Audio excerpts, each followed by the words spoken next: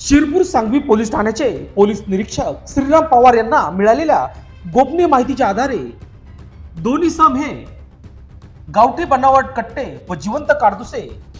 बेकायदा त्यांच्या कब्जात बाळगून चोरी खरेदी विक्री करण्याकरिता त्यांच्या ताब्यातील मोटरसायकल क्रमांक MH20FE 5363 यावर उमटी मध्य प्रदेश कडून